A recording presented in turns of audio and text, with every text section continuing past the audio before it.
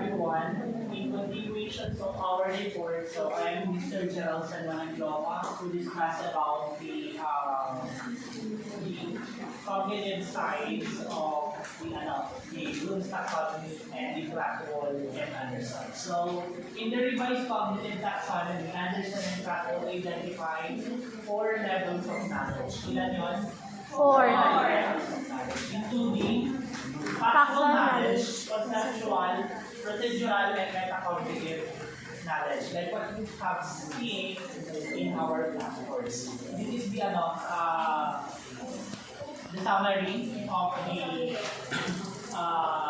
cognitive 4 levels of cognitive or knowledge according to Bloom's taxonomy, Blackwell, and Anderson. So, isa-isahin natin bago tayo magsusunod ng usapan. So, factual knowledge daw, as the name implies, this refers to facts. Nothing less, nothing more, but exact or precise. This is about factual knowledge. This refers to essential facts, terminology, details, or elements students must know or to be familiar with in order to understand the discipline or solve a problem deeply. Example natin dito is the result is the national hero. It is precise, nothing more, nothing less. Facts yun. Wala na tayong pwedeng mabutin yun, wala na tayong pwedeng idagdag. Yun na yun. This is something that we can relate to factual knowledge. Bawal tayong magdagdag, bawal magbawas, kung ano yung sinabi mo yun. Okay, malinaw? Next natin is the conceptual knowledge. From the word conceptual, the root word is the concept. Something that we can relate to concept and their relationship. So, according to that, this refers to the interrelationship or yung kaugnayan o pagkakaugnay-ugnay of different facts. It is facts put together with or within a larger structure that enable them to function together. Meaning to say, conceptual knowledge is a combination of 2 or more facts. They combine together, they work together. So, kumbaga parang, ang example natin dyan is understanding the concept of gravity and how it affects objects. Diba? Alam natin na meron tayong different laws of gravity according to Newton. Tapos, ano ba yung epekto ng gravity na yon sa mga objects around us? This is something that we can relate to conceptual knowledge. Alam natin na meron tayong 3 laws of gravity according to Newton, di ba? Facts yun. Pero ano yung epekto ng gravity na yun sa mga objects? Meaning to say, pag sinabi natin conceptual knowledge is the combination of 2 or more facts so that they can work together. Yun yung sa conceptual knowledge. Ulit, ano yung sa factual? Facts. Hindi na pwedeng baguhin, yun na yun. Yung conceptual knowledge is the combination of 2 or more facts to work together. Like example natin yung gravity or yung laws of gravity and how it affects to the objects around us. Ano ba yung epekto ng mga laws of gravity na yun sa mga bagay na nakapaligid sa atin? So, next. Understanding concept and relationship. Tingnan nyo naman dito. Ito yung mas summarize nung sinasabi ko dito. When we say procedural, from the word procedure, how to perform a task. How? Paano? Procedure. This is knowing how to do something. Refers to information or knowledge that helps students to do something specific, a discipline, subject of areas of study. Like for example, in mathematics, math naman tayo, kanina science gravity. Ngayon sa math, di ba meron tayong formula? Sa formula, like for example, ang topic natin is problem solving. Problem solving. Dito ang mata. Sa problem solving, meron tayong mga steps. Ano yung una doon? Ano una sa step? Di ba? Kanin muna natin yung ano yung what is asked. Tapos yung given. So, procedure yun. Kung paano natin sinusolve yung problem solving. This is something that we can relate to procedural knowledge. When we say procedural, procedure kung paano gawin yung task. Ano yung example natin kanina? Mathematics. Mathematics. Pwede lang tayo doon. Ulit, sa factual knowledge facts, wala nang pwedeng idagdag, wala nang pwedeng ibawas. Precise na yun. Kung ano yung nandun, yun na yun. Pag conceptual, Combination of two or more facts. they work together. Like gravity of laws and how it affects the objects around us. And pang-third natin yung procedural, from the word procedure, how to perform a task. Example natin is problem solving.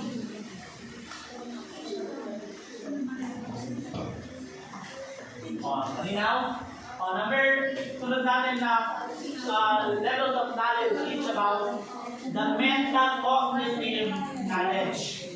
This is knowing that you know. This is thinking about your own thinking in a purposeful way. It is something that we can relate sa kung paano, halimbawa ang teacher, kung paano mas ma-enhance yung cognitive level ng students with regards to the topic, kung paano natin ma-enhance, tutulungan natin sila ma-enhance yung the way na mag-think sila. Sa metacognitive, it is awareness and knowledge of one's own cognition.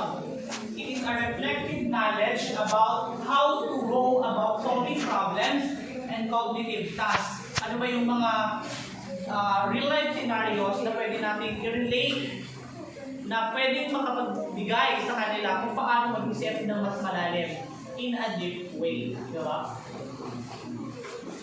So, example natin sa metacognitive is it is aware of your own strengths and weaknesses in learning or knowing when to use different study or strategies.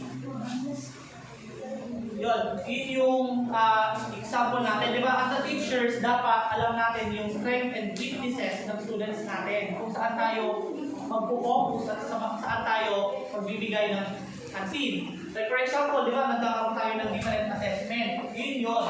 Para nalalaman ng teachers kung saan ba siya students mag-focus or anong lesson ba yung pwedeng i-remedial dahil mababa yung nakuha.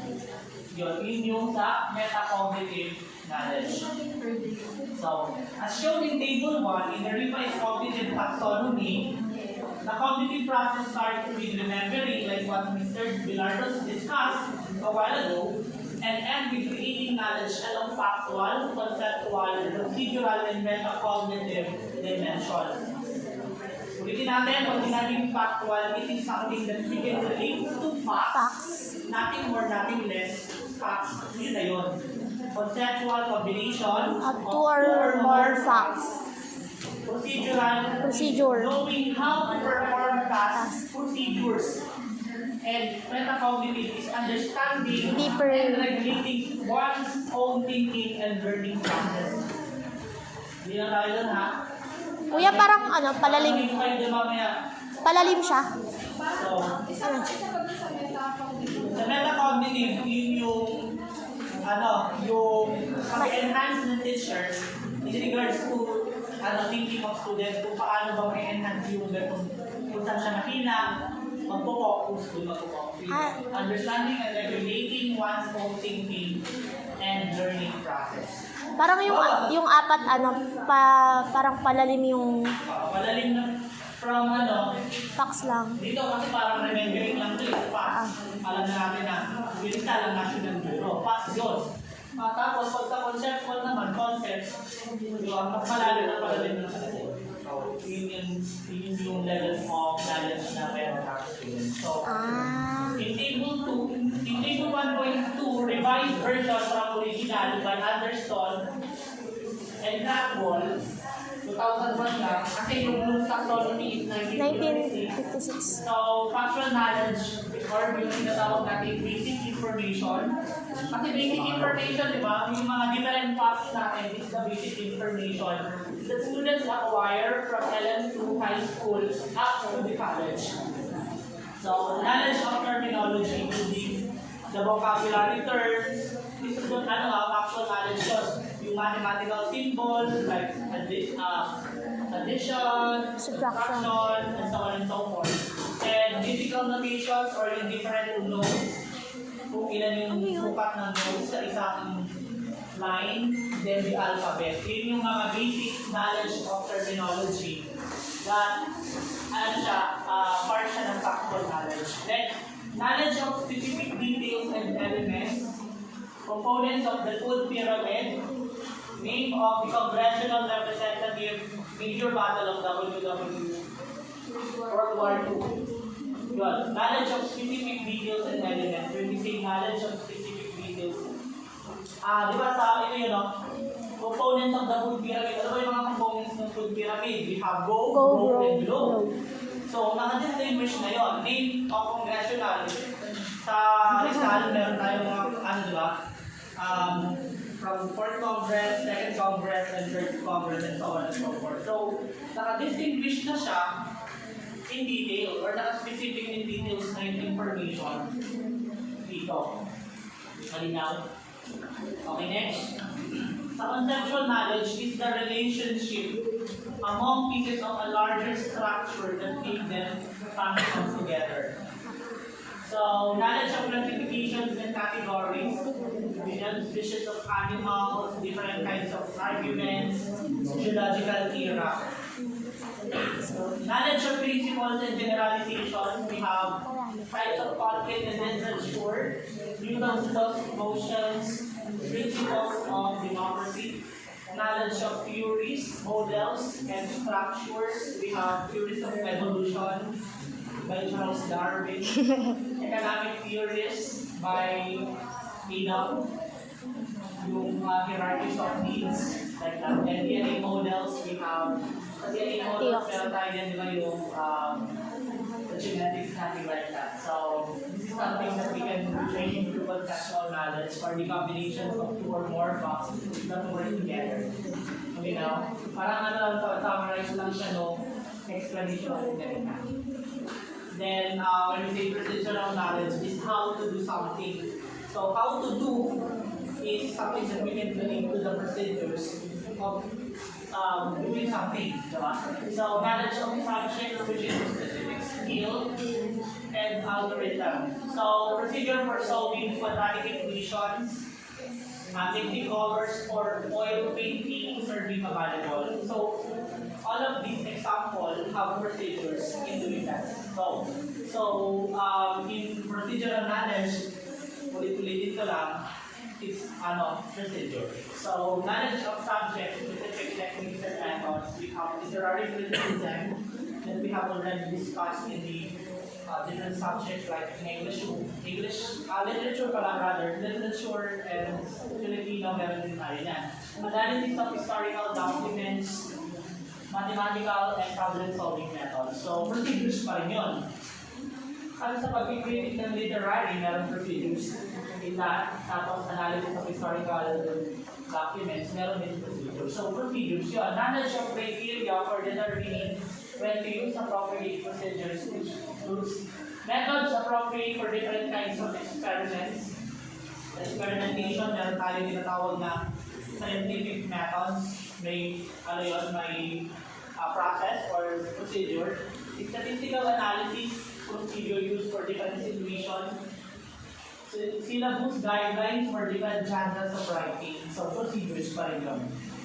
Next is the metacognitive knowledge or the knowledge of thinking in general and your thinking in a particular. So, strategic knowledge includes ways of memorizing facts, reading comprehension, strategic methods of planning a website. So, strategic knowledge, ways of memorizing facts, ano yung mga ways kung paano tayo mag-memorize ng different facts, reading and comprehension. So, kasama pala siya sa metacognitive.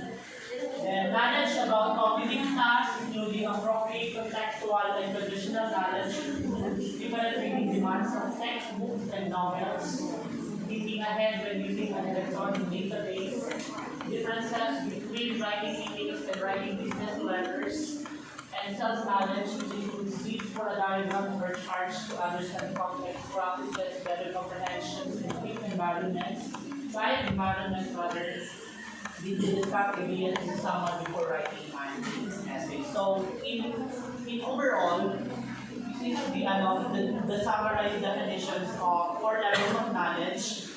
in a revised cognitive taxonomy of Bloom's by Anderson and Factual. So when we say factual knowledge, can you read in chorus?